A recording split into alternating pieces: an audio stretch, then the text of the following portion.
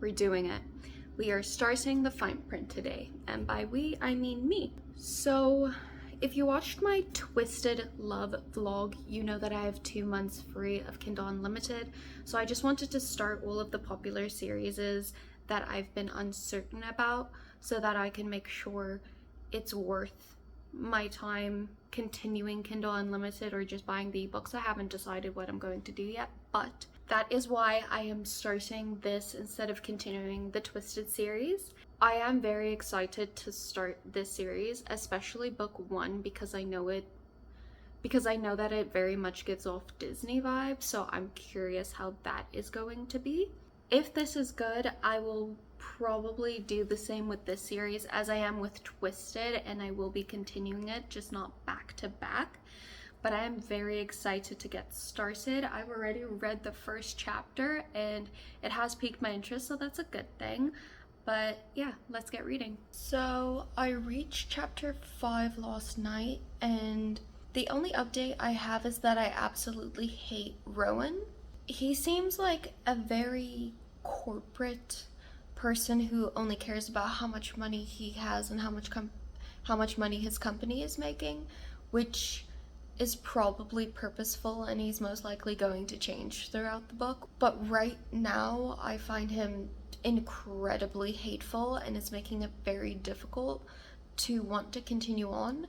But that being said, I am only about 8% through, so I'll definitely keep going, but I'm struggling with this book right now, and I'm really hoping it gets better soon, because otherwise this might be a DNF.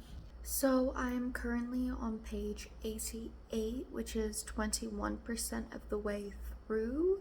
I am struggling to get through this book. I've had to borrow the audiobook because it's not clicking for me. And I do know people say that book 2 is a ton better than book 1, but I'm reading book 1, so that's a problem.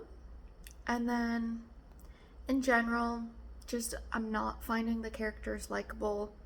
So far, they have kissed, which that didn't really make sense to me. Like, they were just talking after a meeting, and then he lunged at her face, and it made no sense to me as to why he did that.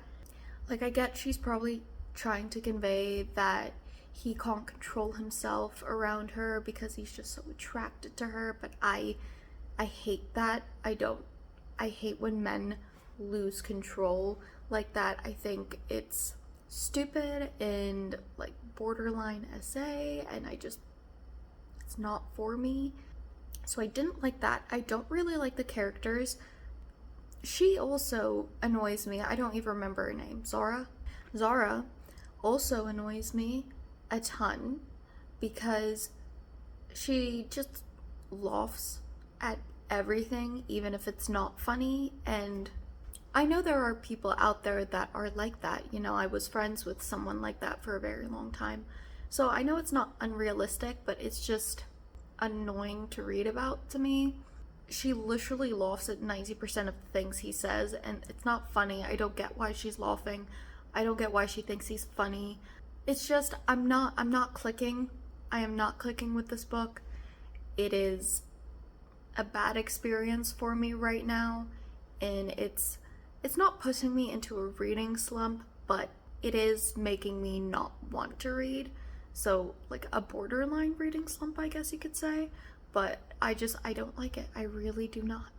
So I am on page 189, or 46% through the book, so I've basically reached the halfway point. To be perfectly blunt, I still don't really like it. I don't like the characters because the book was such a rough start for me. It's just kind of become irredeemable, I guess you could say, which is a disappointment, but I don't hate this book either, so it's not the end of the world. I am happy to see that Rowan's character has started his growth. He started his arc, whatever you want to call it. He is starting to care about employees and people, and it's been nice to see. He was incredibly hateful to me at the beginning of the series, so it's nice that he's finally becoming a decent human being. Zara, not much about her has really changed, but now that I've gotten used to her, she's a little less annoying, which is nice, but it is what it is. One thing so far that was interesting for me was the whole relationship development between her with Rowan through his like fake persona on the phone, because I didn't know that was a thing going into this book. I basically knew nothing about this book except that it was Disney. So that was pretty interesting. I'm wondering how he's going to come clean about that.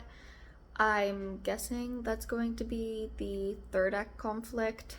I still don't really understand why he didn't just tell her that he's the artist, but I guess it's just to add some mystery and some tension between the reader and the plot. So yeah, those are my thoughts so far.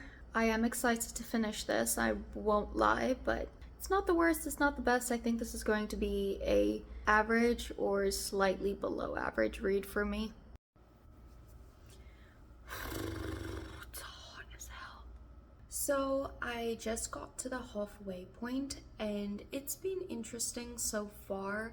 I got to the chapter where they went to the park and it honestly just made me want to go on the Haunted Mansion ride again, because that is one of my favorite rides at Disney. We were unfortunate enough to have a falling out due to a miscommunication halfway through, so I'm guessing there's going to be a second and third act conflict based on miscommunication, which truly sucks because it's one of the things I loathe most about contemporary romances. It's the fact that the only falling outs that ever happen are because of some kind of miscommunication, and it's old. I am enjoying this book a lot more, which is good. I was considering DNFing it, but these past 2 chapters intrigued me a lot, so I'm very happy about that. That being said, I have completely given up on reading it and I'm just listening to the audiobook, which is fine. You gotta do what you gotta do to get through it. That is it for now. I don't really have anything else to add. I'm hoping to finish the book this week. That would be very nice. I'm a bit farther. I don't remember what chapter I'm on, but I think it's around chapter 30. He confessed about the whole texting thing. He invited her over for dinner and explained everything, and she forgave him, and then they did it. Skipped over that part. It was honestly painful to listen to, but it's fine. I see another miscommunication trope coming on because they didn't discuss what they were, and I know it's just gonna be like he thinks one thing, she thinks another thing, and it's gonna be like a whole thing, which I'm not very excited for, but it's fine. So far, my opinion has solidified. I really don't think Lauren Asher is for me. The writing isn't bad, I'm not a fan of it. I'm not a fan of the characters. I know people say that book 2, Terms and Conditions, is a lot better, and I'll definitely give the entire series a shot, but other than that, I don't foresee reading her work further. It's not for me. The only other thing so far that I've really not been enjoying is the fact that I really don't find any of the characters funny. I know they're supposed to be like very quirky and funny and there's a lot of jokes, but I just don't find them funny, and the characters are like giggling and laughing and scream laughing and whatever, and the jokes fall flat for me, so that's a big disappointment. But yeah, this is, so far, I believe I mentioned this before, but so far it's a very mediocre read for me, which is a shame. I was very excited for this book, but So I haven't updated in a while. I just finished the book. In terms of my last update, I was correct. There was another miscommunication trope because they didn't discuss what they were. Third act breakup, blah blah blah. Basically, it was a stereotypical contemporary romance third act conflict / breakup trope in terms of miscommunication. I don't have a star racing yet. I have to sit on it for a little bit, and I have to film a video Monday, so I'll probably film like my complete and final thoughts then. But how I'm feeling so far is relieved that it's over, and That's it. That's the only feeling I have right now. I did it. I finished it. I didn't want to, but I did. So, go me. No, old jokes aside, I did finish the fine print. I'm a professional. I know what I'm doing. So, the long-awaited moment. What was the star racing of one of my most highly anticipated reads of this year? 2.5. I didn't like it. I thought Rowan was annoying at the beginning, as I mentioned, and by the time he got Besher, it was like just too late for me. I will say by the end he was more likable. He definitely was more likable. He did have great character growth. I just didn't care by the time that it got to there. I also wasn't a fan of Zara for most of the book. It got Besher nearing the end as well, but it just felt like she laughed at pointless things, and it felt very just frustrating to read about because she's cackling and giggling and I'm lost on where the joke was in the first place. The third act conflict too is what really solidified the low rating. I was considering about halfway through that it could maybe be a 3 to 3.5, which that to me is not a very good rating, but a good rating. It's average. I liked it. It was decent. It was fine. It wasn't fantastic or amazing, you know, but it wasn't bad. It was enjoyable. Like, it did what it was supposed to do. Where anything below that is kind of concerning, I guess.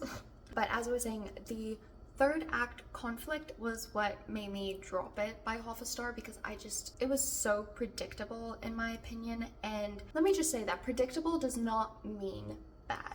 A lot of people think that if it's predictable, it's not a good ending, and I disagree with that completely. I think predictable can be done, but it needs to be done well. Just like how unpredictable needs to be done well. Like, you get some books and shows and movies where it has an unpredictable ending, but it feels completely out of left field because nothing pointed to it during the end, so it just feels confusing and like they were trying to shock you and didn't think of a good ending and whatever, you know? So predictable doesn't mean bad, except in this case where it does.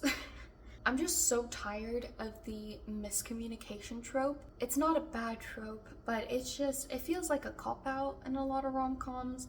And this one, like, I don't want to say she overreacted because I think I would have reacted the same way if someone had been lying to me for so long. But also, the lie part was not like that bad, you know? I get why she was hurt and why she didn't want to talk to him, but I guess I do feel like she overreacted a little bit. Someone lying to you for months and months and months, that's bad. But the thing that he lied about, I don't feel was as bad to me. That would have been like I'm gonna be mad at you for a couple weeks. I'm gonna be a little, like, Cassie with you, but I don't know if I would cut that person out of my life necessarily. I don't know. I really don't know. I didn't like the third act conflict.